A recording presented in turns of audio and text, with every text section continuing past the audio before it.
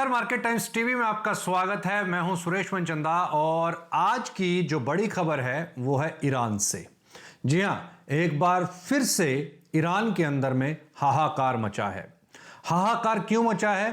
क्योंकि वहां का सबसे बड़ा प्राइवेट बैंक अयांत बैंक वहां पर बैंकरप्ट हो गया है और इसका सीधा सीधा असर भारत के अंदर में दिखाई देगा। और भारत के अंदर कहां दिखाई देगा?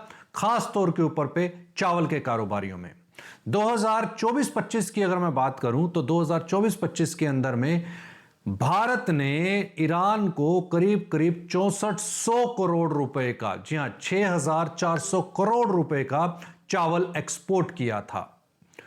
और जिस तरीके के सैंक्शंस अमेरिका और यूरोपियन यूनियंस ने ईरान के ऊपर लगाए हुए हैं, उसका तो दबाव ईरान के ऊपर था ही था। उसके बाद अब ये बैंकरप्सी की जो खबरें निकल करके आई हैं और जिसकी वजह से वहां पर लोगों के अंदर में पैनिक आ गया है और ऐसी संभावनाएं मानी जा रही हैं कि जिन भारतीयों ने वहां से पैसा लेना है वो पैसा डूब सकता है। अगर ऐसा होता है तो निश्चित तौर के ऊपर पे भारत की जो चावल निर्यात करने वाली जो कंपनियां हैं उसके ऊपर पे सीधे तौर के ऊपर पे एक नकारात्मक असर दिखाई देगा। इसका असर भारतीय शेयर बाजार में लिस्टेड उन कंपनीज के ऊपर पे भी दिखाई देगा जो चावल निर्यात करने वाली कंपनीज बीएसई और एनएसए के ऊपर भी लिस्टेड हैं। वहां पर भी एक नकारात्मकता दिखाई देगी।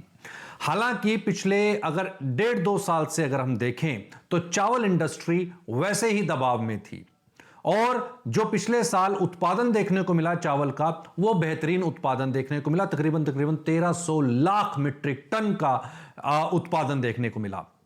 इस सीजन के अंदर बेमौसम बारिश जरूर देखने को मिली। पंजाब के अंदर में बाढ़ जरूर कुछ इलाकों में आई, लेकिन उससे बहुत ज्यादा डैमेज की खबरें नहीं आई हैं। 5 से 7% का डैमेज हो सकता है, लेकिन एरिया बहुत बड़ा है।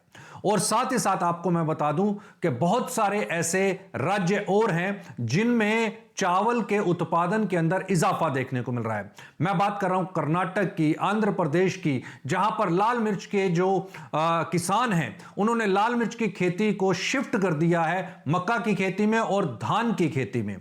तो धान का रकबा वहां पर भी बढ़ा है। इस बार धान की जबरदस्त पैदावार हो रही है और इंटरनेशनल मार्केट के बीच के अंदर में भारत के जो चावल के प्राइसेस हैं वो बॉटम पर हैं।